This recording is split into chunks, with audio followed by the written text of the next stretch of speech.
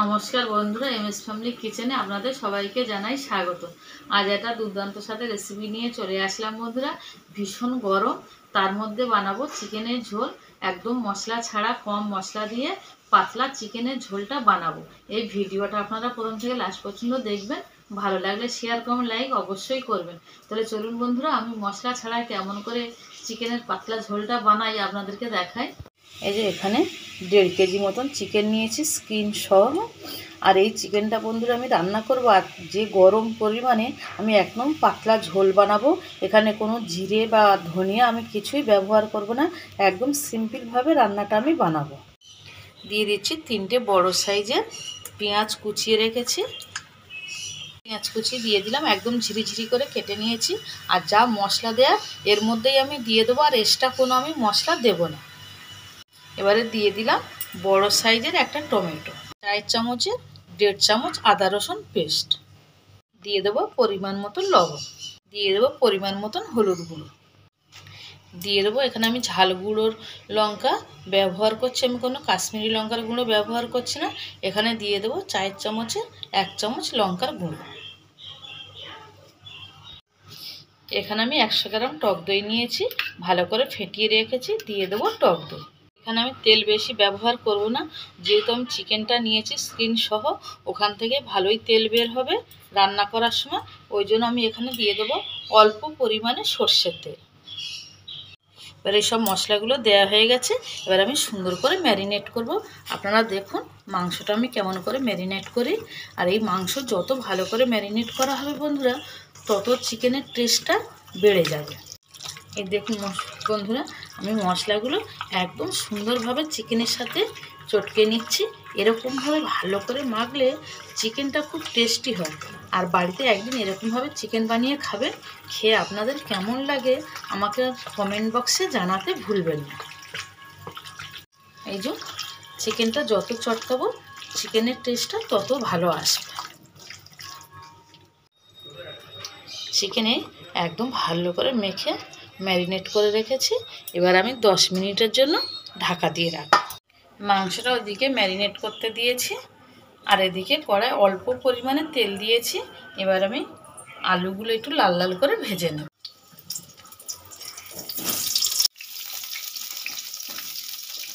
আলুর মধ্যে দিয়ে দিলাম 1 চিমটি লবণ আর একটুখানি হলুদ গুঁড়ো।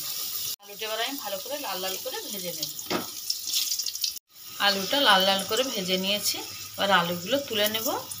মাংস ম্যারিনেট করার সময় আমি অল্প পরিমাণে তেল দিয়েছি, এখানেও অল্প পরিমাণে একটুখানি তেল আছে।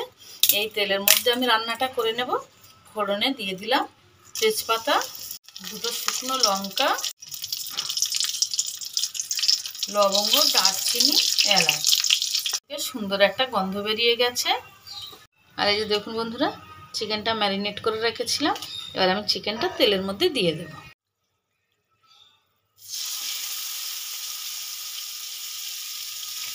চিকেনগুলো সব দিয়ে দিয়েছি, এবার ভালো করে আমি এরকম নাড়তে চাড়তে থাকবো, ভালো করে কষিয়ে নেব মাংসটা।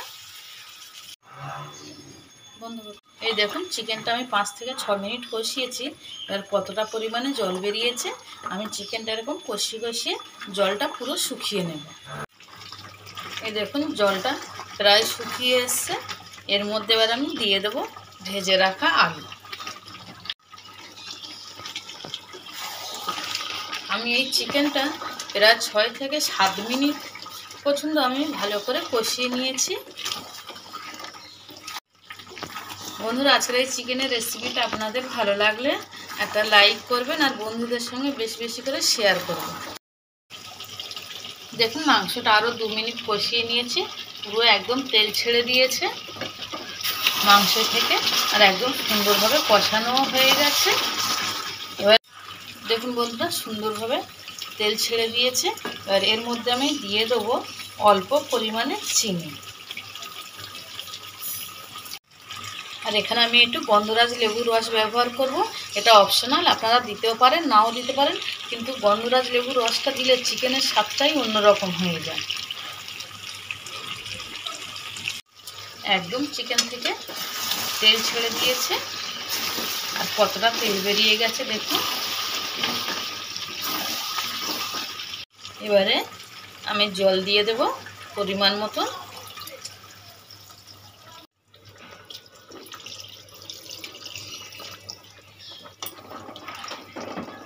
দিয়েছি পরিমাণ মতন জল। এবার আমি কিছুটা 5 থেকে 7 মিনিট মতন ফুটিয়ে নেব। বন্ধুরা, আজকের এই চিকেনের রেসিপিটা আপনাদের কেমন লাগলো আমাকে কমেন্ট করে জানাবেন। আর যারা আমার চ্যানেলের নতুন বন্ধুরা আছেন, যারা আমার চ্যানেলটাকে সাবস্ক্রাইব করেনি, তারা অবশ্যই আমার চ্যানেলটাকে সাবস্ক্রাইব করবেন, করে আমার পাশে থাকার অনুরোধ রইল। ঝোলটা ভালোভাবে ফুটে গেছে। এখানে আমি 5টা কাঁচা লঙ্কা গোটা দিয়ে দিচ্ছি। এটা অপশনাল, যদি ঝাল খেতে চান দিতে পারেন, আর ঝাল যদি না খেতে চান নাও দিতে পারেন। মাংসটা প্রায় হয়ে এসছে। এবার আমি দিয়ে দেবো গরম মশলার গুঁড়ো, অল্প পরিমাণে গুঁড়ো, একটু নেড়ে চেড়ে নেব। হয়ে গেছে চিকেনের ঝোল। আর দেখুন ঝোলটা আমি কতটা পাতলা রেখেছি। এরকমভাবেই গরমের সময় পাতলা করে খেলে শরীর সুস্থ থাকবে, সবই সুস্থ থাকবে। এবার আমি গ্যাসের ফ্লেমটা অফ করে দেব। দেখুন বন্ধুরা, ঝোলটা আমি কতটা পাতলা বানিয়েছি, এই দেখুন হয়ে গেছে বন্ধুরা চিকেনের পাতলা ঝোল। আর ভিডিওটা প্রথম থেকে লাস্ট পর্যন্ত দেখার জন্য আপনাদের অসংখ্য ধন্যবাদ।